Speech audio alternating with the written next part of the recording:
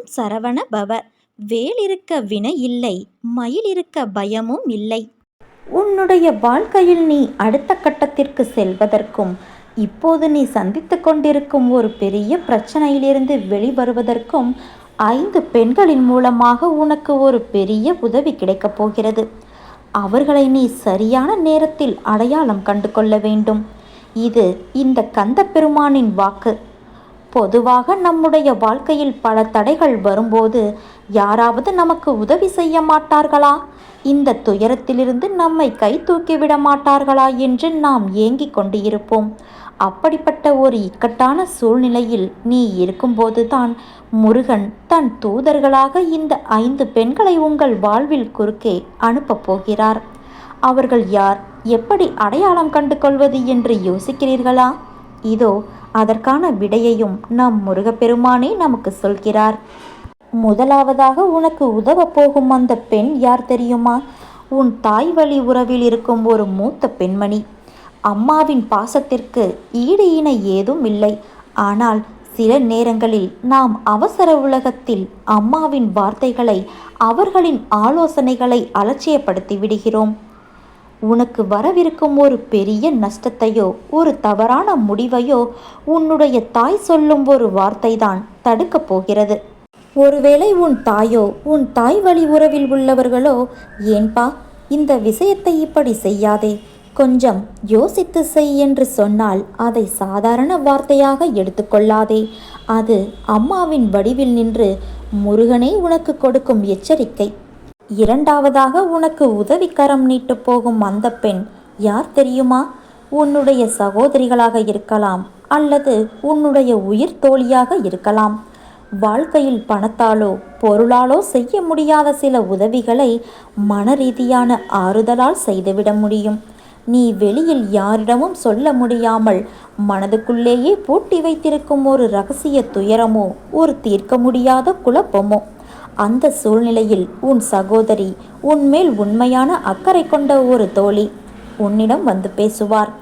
அவர்கள் உங்களை தேற்றுவது மட்டுமல்லாமல் அந்த பிரச்சனையிலிருந்து நீங்கள் எப்படி வெளியே வர வேண்டும் என்பதற்கான சரியான வழியையும் காட்டுவார்கள்.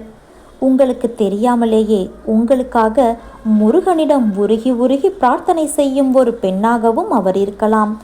அவருடைய அந்த பிரார்த்தனைதான் இன்று உங்களுக்கு பாதுகாப்பாக நிற்கிறது. உங்கள் சகோதரியோ தோழியோ அவர்களின் அன்பை அலட்சியப்படுத்தாமல் அவர்களிடம் உங்கள் மனதை திறந்து பேசுங்கள். நிச்சயம் உன் பிரச்சனைக்கான தீர்வு கிடைக்கும்.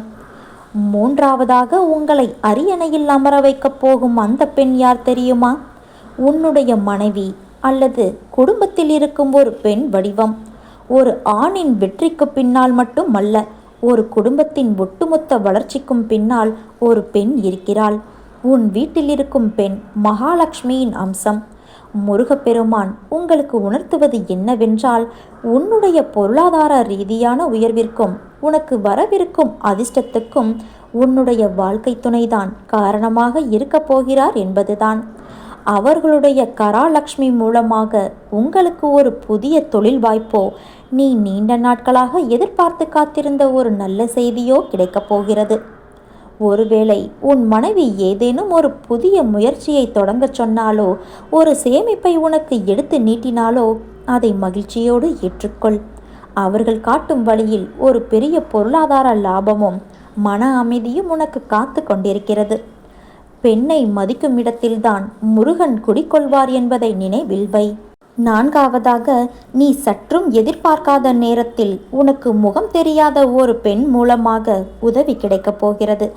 இதுதான் முருகப்பெருமானின் ஆகச்சிறந்த லீலை. நீ ஒரு இக்கட்டான பயணத்திலோ, ஒரு அலுவலக வேலையிலோ, ஒரு இக்கட்டான அவசர சூழ்நிலையிலோ சிக்கி இருக்கும்போது முன்பின் தெரியாத ஒரு பெண் திடீரென்று உனக்கு உதவி செய்வார். அது உனக்கு ஆபத்தான நேரத்தில் கை கொடுக்கும் உதவியாக இருக்கலாம். நீ தேடிக்கொண்டிருக்கும் ஒரு முகவரியையோ தகவலையோ சரியான நேரத்தில் கொண்டு சேர்க்கும் உதவியாக இருக்கலாம். அன்றைய நாளில் அந்த பெண் உனக்கு செய்யும் உதவி உன்னை ஒரு பெரிய ஆபத்திலிருந்து காப்பாற்றும். யாரோ ஒரு பெண் எனக்கு உதவினாரே என்று நீ கடந்து போய்விடக்கூடாது. அந்த பெண்ணின் உருவத்தில் வந்து உனக்கு உதவியது வேறு யாரும் இல்லை. நம் முத்தமிழ் கடவுள் முருகப்பெருமான் தான் என்பதை நீ புரிந்து கொள்ள வேண்டும். அந்த பெண்ணிற்கு உன்னால் முடிந்த நன்றியை கூறு. ஐந்தாவதாக, உன் மன அமைதிக்கு வழிகாட்டப் போகும் ஒரு ஆன்மீக பெண்மணி. அப்படி இல்லை என்றால் வயதில் ஒரு மூத்த குரு போன்ற ஒரு பெண். வாழ்க்கையில் எல்லாமே இருந்தும் சில நேரங்களில் நமக்கு ஏதோ ஒரு இனம் புரியாத மனக்கவலை இருக்கும்.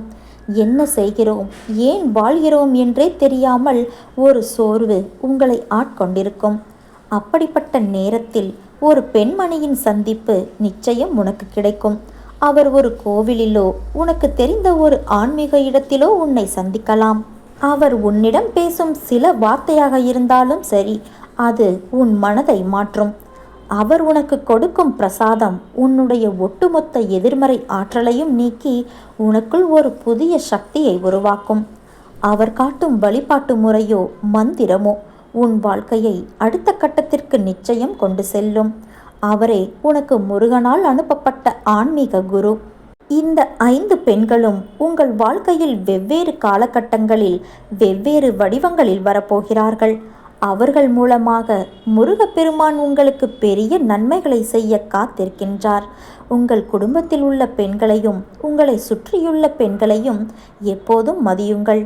முருகனின் வேல் உங்களை எப்போதும் காக்கும்.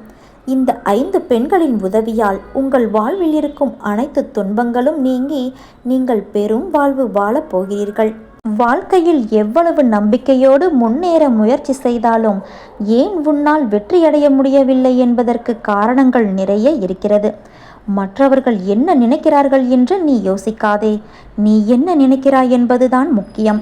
உன் வாழ்க்கைக்கு எது சிறந்தது என்று நம்புகிறாயோ அதை தைரியமாக செய். உன் கடந்த கால அனுபவங்களை நினைத்து வருந்தாதே. அதில் பெற்ற பாடத்தை கொண்டு உற்சாகத்தோடு நினைத்த செயல்களை தொடங்கு. இலக்கை தெளிவாக நிர்ணயிக்காமல் நீ எவ்வளவு கஷ்டப்பட்டாலும் வெற்றி கிடைக்காது. எதை நோக்கி போகிறாய் என்று முடிவு செய்துவிட்டு முன்னேறு. போராடி ஒரு விஷயத்தை அடையும் போதுதான் வாழ்வு அர்த்தமுள்ளதாக மாறும். முயற்சி செய்து தவறாக போன செயல்களை ஏற்றுக்கொள். ஏனென்றால் தவறில்தான் பாடங்களை கற்றுக்கொள்ள முடியும். தோல்விதான் வெற்றிக்கு முதல் படி. சிக்கல் வந்துவிட்டதே என்று ஒதுங்காமல் எதிர்கொள். ஆழமாக சிந்தித்து அதற்கான தீர்வினை தேடு. எந்த ஒரு செயலுக்கும் காலக்கெடு வைத்து செயல்படுவதுதான் இலக்கை அடைய மூல காரணமாகும். காலக்கெடு இல்லாத முயற்சி தோல்வியில்தான் முடியும்.